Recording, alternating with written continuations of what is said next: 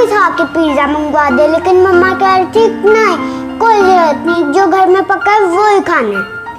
ये क्या बात है, हर दिन यही बात है, ये नहीं लेना वो नहीं लेना। मामा पापा कुछ भी नहीं लेके देते, मना कर देते हैं। मुझे भी ईद पे सिर्फ 2 जूते और 3 कपड़े लेके दिए। मेरी फ्रेंड के पापा ने उसे इतने ज्यादा कपड़े और जूते लेके दिए। हाँ, ईद पर भी मुझे 3 सूट लेके दिए और मेरे दोस्त को 5 सूट लेके दिए उसके पापा ने उसको। कभी कहते हैं ये नहीं लेना, कभी कहते हैं वो नहीं लेना, कभी कहते हैं पैसे नहीं है पास, कभी कभी बाहर खाना खिलाने लेके जाते हैं और कभी भी कोई चीज़ ज़्यादा नहीं लेके देते।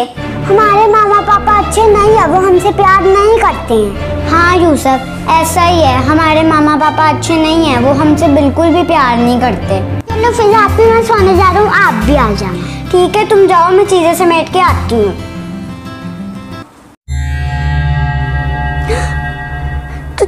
तुम कौन हो? मैं तुम्हारा ज़मीर हूँ, मैं तुम्हारा हमजाद हूँ, मैं तुम्हें मुलामत करने आया हूँ, तुम्हें एहसास दिलाने आया हूँ। कैसा एहसास? अभी तुम और तुम्हारा भाई माँ बाप के बारे में क्या बातें कर रहे थे कि वो अच्छे नहीं हैं? हाँ तो ऐसा ही है ना, वो हमसे प्यार नहीं करते। क्यों नहीं प्यार करते?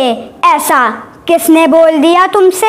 चीज़ें भी ज़्यादा नहीं लेके देते और तो और हफ्ते में 1 दफ़ा ही खाना खिलाने लेके जाते हैं। इससे क्या साबित हुआ कि वो तुमसे प्यार नहीं करते?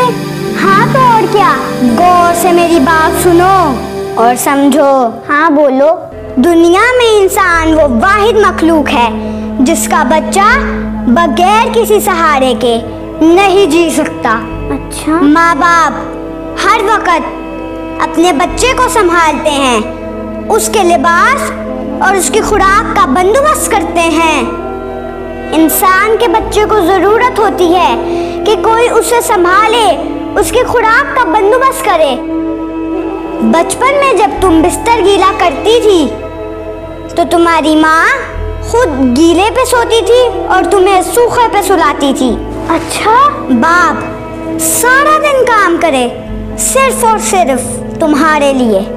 वो साल में अगर तुम लोगों के लिए 3 सूट बनाता है तो वो 3 साल में अपने लिए सिर्फ 1 सूट बनाता है। कभी बाप के जूतों पर ध्यान दिए? 2 साल तक उन्हीं फटे पुराने जूतों को पॉलिश कर के पहनता है ताकि तुम्हें नए जूते लेके दे सके। जरा स्टोर में जाकर देखो, तुम्हारी माँ ने तुम्हारी शादी के लिए अभी से इतनी सारी चीजें लेके रखी हुई हैं। तुम ठीक कह रही हो, माँ बाप अपने औलादों को हर चीज देने के लिए अपनी बहुत सी ख्वाहिशात का गला घोट देते हैं। कुरान की आयत पढ़ो कि माँ बाप के सामने कभी उफ ना करो। याद रखना, हमारे माँ बाप की मिसाल एक मोमबत्ती की तरह होती है। ये हमारी जिंदगी को रोशन करने के लिए रोजाना कतरा कतरा पिघलते हैं। औलाद उनकी दी हुई रोशनी में इस कदर गुम हो जाती है कि उन्हें नजर ही नहीं आता हमारे खातिर जलने वाले किस कदर कमजोर हो जाते हैं।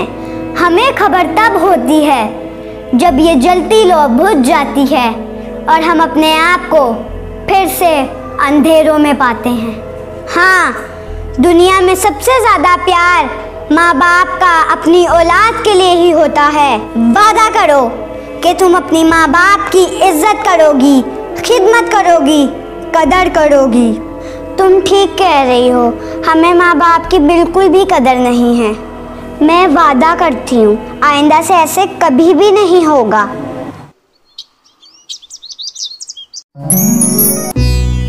फिजा आपकी उठ जाओ, स्कूल का टाइम हो गया है। मैं जा रहा हूँ, आप भी आ जाना।